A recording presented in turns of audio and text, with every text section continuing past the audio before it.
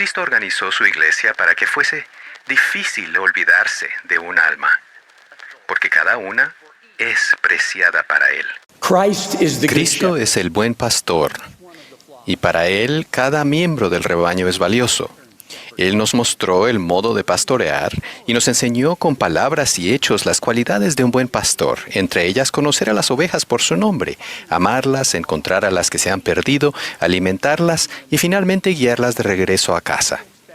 Él espera que nosotros, sus ayudantes, hagamos lo mismo. De Moroni, antiguo profeta y pastor excepcional, podemos aprender mucho sobre cómo ministrar a la manera del Señor. Él vivió en tiempos muy difíciles, sin la ventaja de celulares, computadoras o Internet. Pero se las arregló para llevar un registro de las ovejas. ¿Cómo lo hizo? En Moroni 6 vemos detalles del método que utilizó. Leemos que los miembros eran contados entre los del pueblo de la Iglesia de Cristo, y se inscribían sus nombres, a fin de que se hiciese memoria de ellos, y fuesen nutridos por la buena palabra de Dios, para guardarlos en la vía correcta. La iglesia se reunía a menudo para ayunar y orar, y para hablar unos con otros concerniente al bienestar de sus almas. Para Moroni, las personas eran todo, sus nombres. Él puso en práctica el principio de contar y tener en cuenta, a fin de recordar a todos. Los santos notaban cuando alguien tenía dificultades o se apartaba, y hablaban de su bienestar en los consejos. Tal como el pastor que dejó a las 99 a salvo y seguras, sin duda, y fue tras la que se había perdido. Se nos pide estar al tanto de nuestros rebaños, estar pendientes y hacer memoria de ellos e ir y hacer lo mismo. Cuando era líder de misión en India, hablé con un joven presidente de rama de sus metas para el año siguiente. ¿A cuántos hombres preparará para que reciban el sacerdocio de Melquisedec? Su respuesta inmediata fue, a 7. Me pregunté de dónde había sacado ese número tan concreto. Antes de que pudiera responder, sacó una hoja de papel con los números del 1 al 7 escritos en un costado. Las primeras 5 líneas tenían nombres, personas reales a quienes él y su quórum de élderes iban a invitar, a alentar y a tener la bendición del sacerdocio en sus vidas. Por supuesto, tuve que preguntar por las líneas 6 y 7, que estaban vacías. Oh, presidente, dijo sacudiendo la cabeza con comprensión, sin duda bautizaremos al menos a 2 hombres a principio del año, que podrían tener el sacerdocio a finales. Ese magnífico líder entendía el principio de contar y tener en cuenta. Cristo organizó su iglesia para que fuese difícil olvidarse de un alma, porque cada una es preciada para Él. Todos en un barrio, sin importar edad o sexo, cuentan con varios mayordomos o pastores, con la tarea de cuidarlos y recordarlos. Por ejemplo, el bienestar de un joven es asignado a su obispado, a hermanos ministrantes, asesores adultos, maestros de seminario, presidencias de quórum y más. Ellos son como redes de seguridad puestas firmemente bajo este joven para sostenerlo si cae. Aunque solo haya una red bien colocada, ese joven estaría a salvo. Se lo tendría presente y se hará memoria de él. Sin embargo, muchas veces no hay ni una sola red en su lugar. La gente se pierde a menudo en la niebla y nadie se da cuenta. ¿Cómo podemos ser mejores pastores? Podemos aprender a contar y a tener en cuenta. La iglesia ofrece informes y herramientas para hacer eso. Recordar. El informe trimestral permite contar y tener en cuenta a todos, a menudo, y ser conscientes de los que faltan o necesitan ayuda y amor. La lista de acciones y entrevistas muestra a los que requieren atención ahora, como el informe del estado de recomendación para el templo y otros. Estas herramientas para contar y tener en cuenta nos enfocan en las personas. ¿Quién necesita un llamamiento, avance en el sacerdocio o ayuda para llevar el nombre de un familiar al templo? ¿A quién podríamos ayudar a prepararse para una misión de tiempo completo? ¿Quién faltó este mes? Estas herramientas nos ayudan a recordar a las personas. Conocí a una persona o una familia que aceptó una asignación en África. El primer domingo asistieron a la única unidad de la iglesia en todo el país, donde fueron recibidos con entusiasmo. Al final de la mañana, la esposa había sido llamada como presidenta de la Sociedad de Socorro y él como líder de los hombres jóvenes. Este hombre le preguntó al presidente de rama, el cual parecía exhausto, ¿cuántos jóvenes había?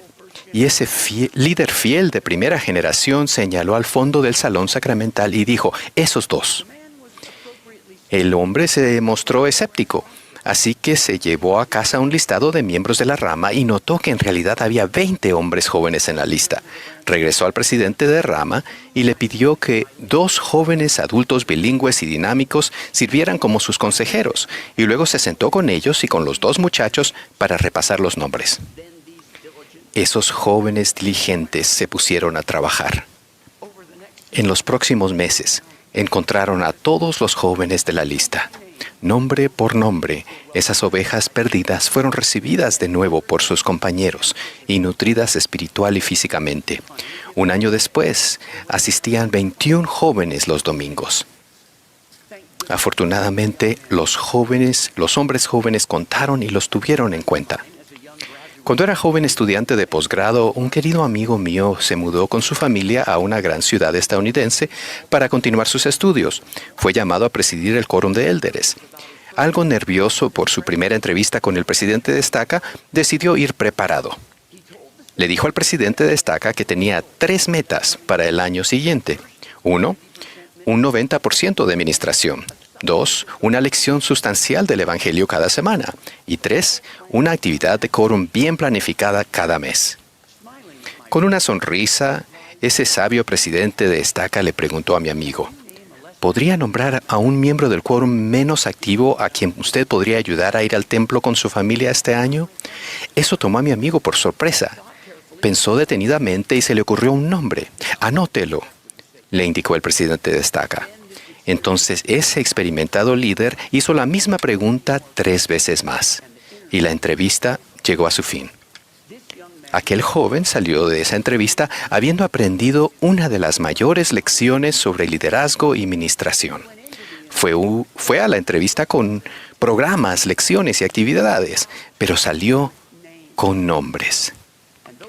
Y esos 4 nombres se convirtieron en el centro de atención de su ministerio y de su quórum. Como líder de misión, un domingo por la mañana visité una de las ramas que me correspondían y vi que el presidente de rama sacaba a menudo de su bolsillo una tarjeta y escribía. Decidí preguntarle al respecto después de la última oración.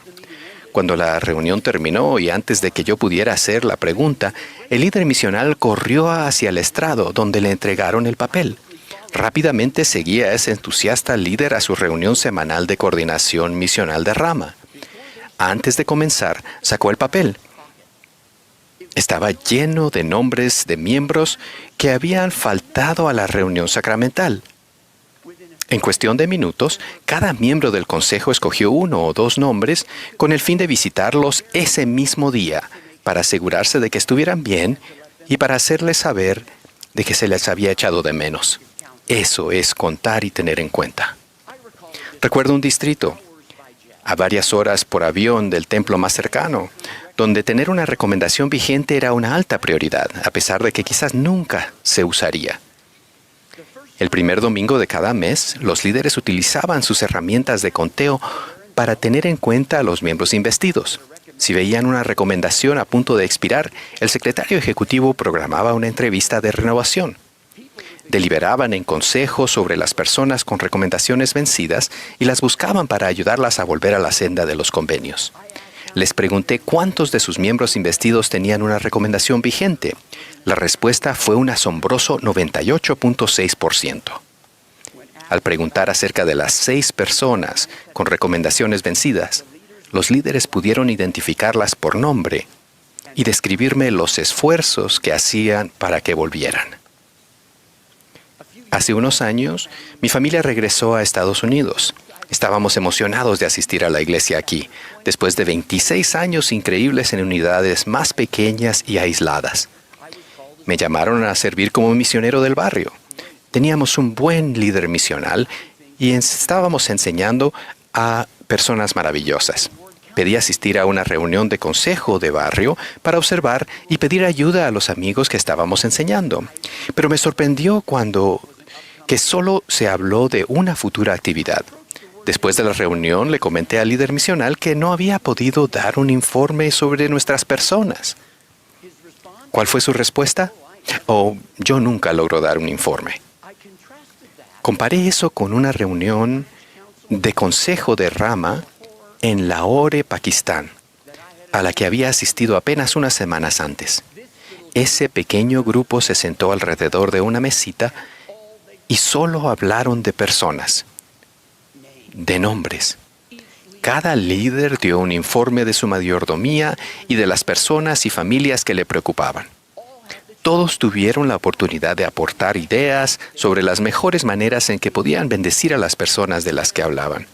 Se hicieron planes, se dieron asignaciones. ¡Qué brillante lección! La de nuestros hermanos y hermanas de primera generación, de contar y tener en cuenta a las personas por nombre. En la Iglesia de Jesucristo hemos sido instruidos por profetas pasados y presentes y por el modelo establecido por nuestro Salvador en cuanto a la manera de ministrar. Tomamos nombres, hacemos memoria de ellos y deliberamos en consejo sobre el bienestar de las almas. Los líderes que hagan esto siempre tendrán llena su agenda de reuniones de consejo. El principio de contar y tener en cuenta funciona. Esa es la manera del Señor. Podemos mejorar. Para Dios, quien creó el universo y gobierna sobre todas las cosas, esta obra y su gloria es algo muy personal. Y así debería ser para nosotros, como instrumentos en sus manos, en su asombrosa obra de salvación y exaltación. El resultado será milagros en la vida de personas reales. En el nombre de Jesucristo. Amén.